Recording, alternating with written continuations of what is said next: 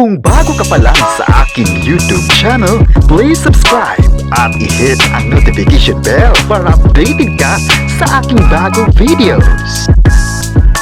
Rita Daniela, lumipat na. Mga fans, may kanya-kanyang komento. Ang buong detalye, alamin.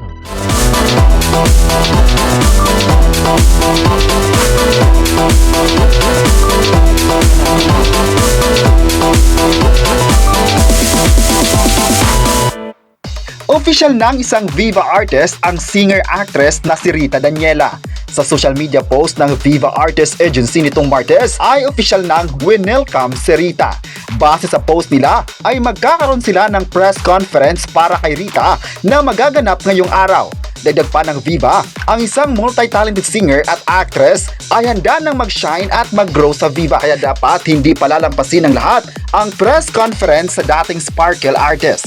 Shinare naman ito ni Rita sa kanyang Instagram story kung saan isang white heart at isang sparkle emoji ang kanyang caption.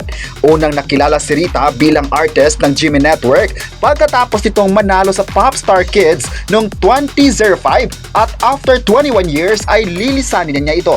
Aabangan naman sa press con na naging dahilan ng kanyang paglipat at kung mapapanood pa rin siya sa mga programa ng GMA Network.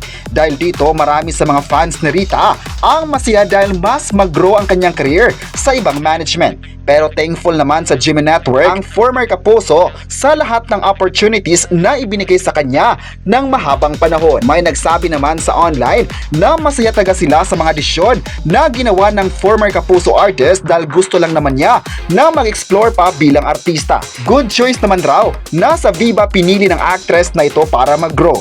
Marami naman talaga ang naghahangad na mai-manage ng sikat na management Viva at katunayan pa nga rito ay may mga kapamilya at kapuso na naging part ng Viva pero gumagawa pa rin ng projects outside nito.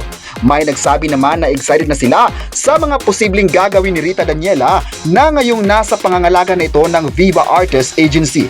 May nagsabi naman na marami pang mga projects ang gagawin ni Rita dahil usap-usapan na din ngayon na isa sa mga kasunduan ng dalawang panig ang makakagawa ng mga movies sa kanila.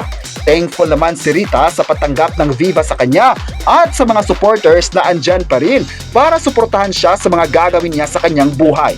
Talagang suportado siya ng mga fans dahil nakita ng mga tao na deserve naman niya talaga na susuportahan. May nagsabi naman na the best naman talaga ang mga projects na ginawa niya sa TV na nasubukan ang pagiging bida at maging kontrabida sa mga palabas. Kayo, ano ang masabi nyo na lumipat na nga si Rita ng management? I-comment na kung gusto nyo ba siyang mapapanood sa ABS-CBN at huwag kalimutang i-subscribe ang ating YouTube channel.